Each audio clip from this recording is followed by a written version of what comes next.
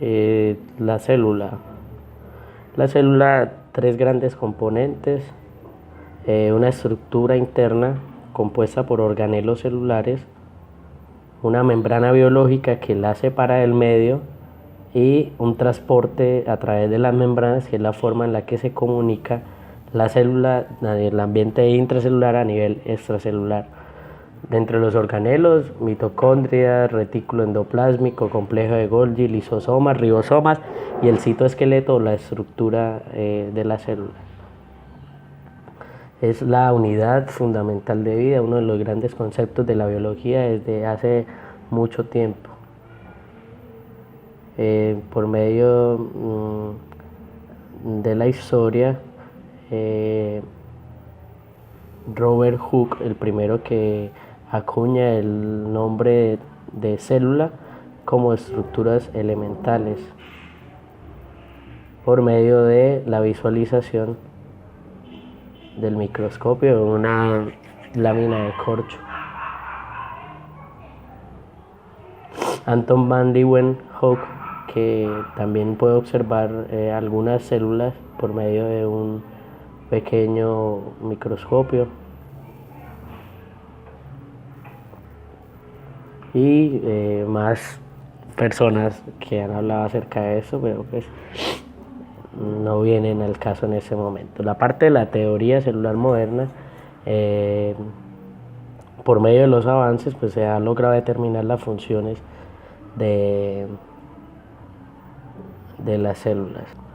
Una diferenciación entre las células, las procariotas o células, podríamos decirlas antiguas o básicas, y ya las células evolucionadas, las eucariotas, pues que hacen parte ya de principalmente los sistemas modernos, haciendo énfasis en que las dos se componen de ácido nucleico, es la información genética. Las células se pueden agrupar de acuerdo al tamaño, la forma, la función de las diferentes estructuras o tejidos que componen el organismo vivo.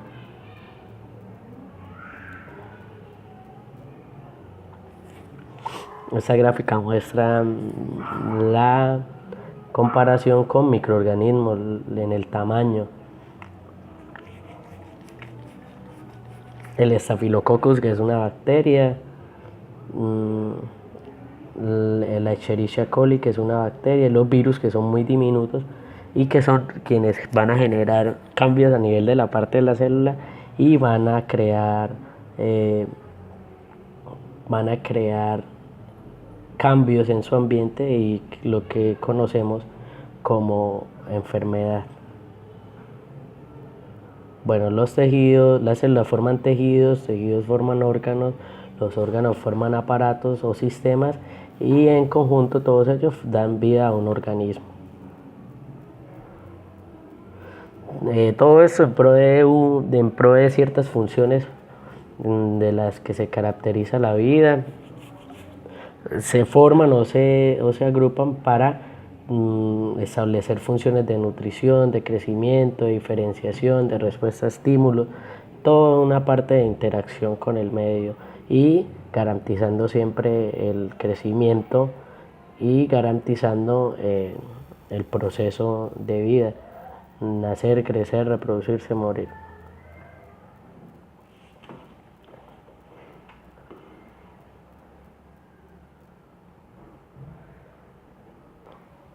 Esta gráfica importante acerca de cómo se alimenta una célula, cómo produce energía.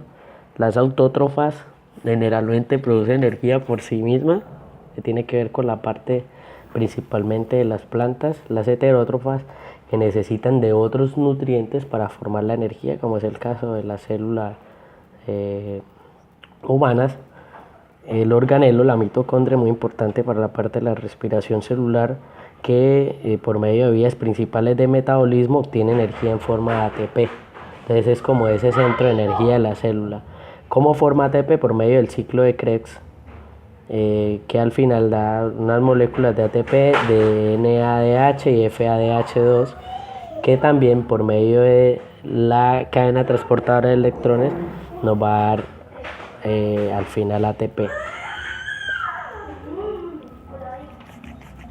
La principal fuente de energía de la célula es la glucosa. Por medio del proceso de glicólisis y de la descomposición de esta piruvato y de la entrada del ciclo de Krebs se produce la energía. La parte de la vía del NADH tiene que ver con la descomposición de ácidos grasos que también me va a generar ATP. Todo eso al final es para producir energía. Entonces la mitocondria siempre relacionarla con un centro de formación de energía.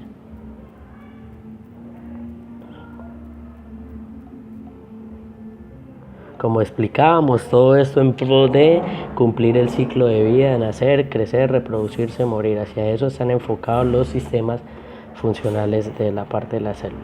Entonces empezamos algunas diferencias entre célula animal y vegetal. Por ejemplo, la parte del cloroplasto y pues que tienen que ver con la parte de su funcionamiento. Vacuolas, pues que es donde almacenan el agua, que no la tienen las células animales. Los plastillos, cloroplastos, leucoplastos, cromoplastos, que tienen que ver con la parte de la formación de la clorofila y todas las sustancias relacionadas con la parte de la respiración vegetal, de la formación de el recibir el óxido de carbono y la producción de ellas, su metabolismo final es oxígeno y glucosa.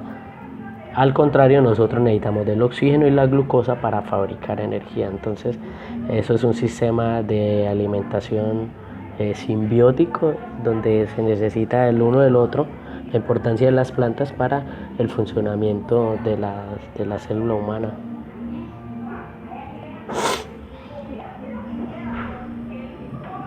Bueno, la célula se compone de una membrana plasmática que haga de cuenta que es como el portero de la empresa, donde se la separa el medio externo y es quien permite o es quien define qué entra y qué sale a la célula. El citoplasma, que es la estructura, el edificio de la empresa, el citoplasma es la estructura de la célula, donde se llevan a cabo las diferentes distribuciones de los organelos, de los diferentes componentes de la célula y se llevan a cabo todos los procesos intracelulares. El ADN, que es la información más importante establecida en la parte del núcleo, que es el pilar de la empresa, tiene que ver como por la parte de un gerente. Los organelos celulares, que son las diferentes estructuras de la empresa que se encargan pues de que se permita la viabilidad de esa empresa o de esa célula para su funcionamiento.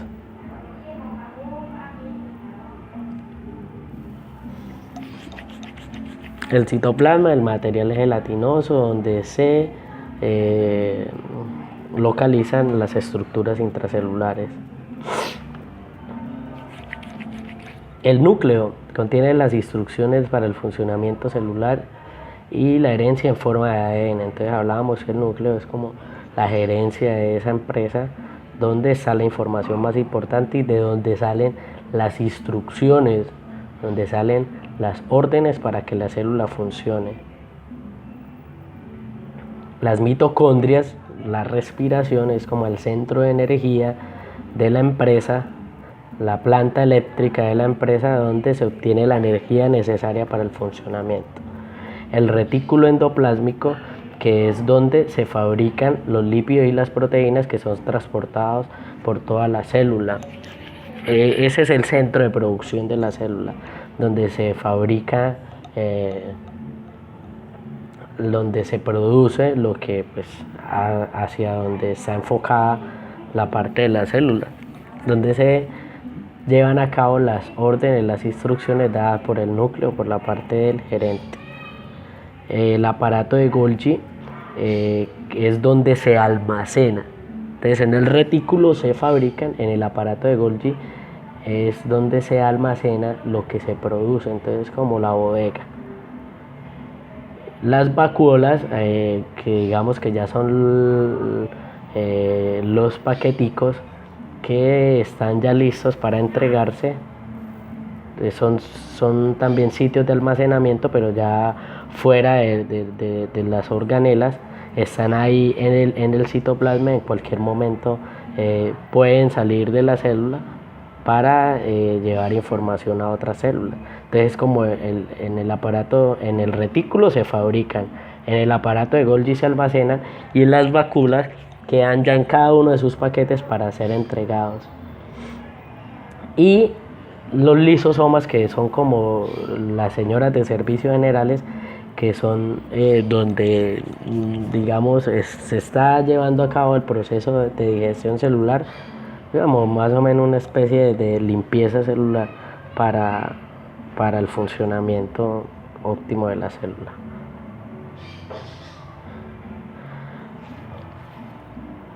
Los ribosomas, que tienen que ver también con la parte del retículo endoplásmico, que son también responsables de la fabricación de proteínas. Entonces sería ya como un cuartico aparte, donde también se hace producción, pero ya no tan grande como la que se hace en los retículos endoplásmicos y el aparato de Golgi. O sea, es como un mini cuarto dentro de la misma empresa. Los centriolos, pues que ya tienen que ver es con la parte de la multiplicación celular, y pues a grandes rasgos estos serían los organelos celulares respecto al funcionamiento de la célula. Quedaría un componente de cilio y flagelos que tienen que ver con la parte del movimiento de la célula, principalmente en los espermatozoides. De resto, ninguna otra célula en el cuerpo los tiene. Sí son muy frecuentes en bacterias y en células procariotas, pues que la necesitan para poder colonizar las células humanas. De resto, las células eucariotas. De resto, los cilios y flagelos solo presentes en el espermatozoide para permitir el movimiento. Listo, eso es todo. Muy bien.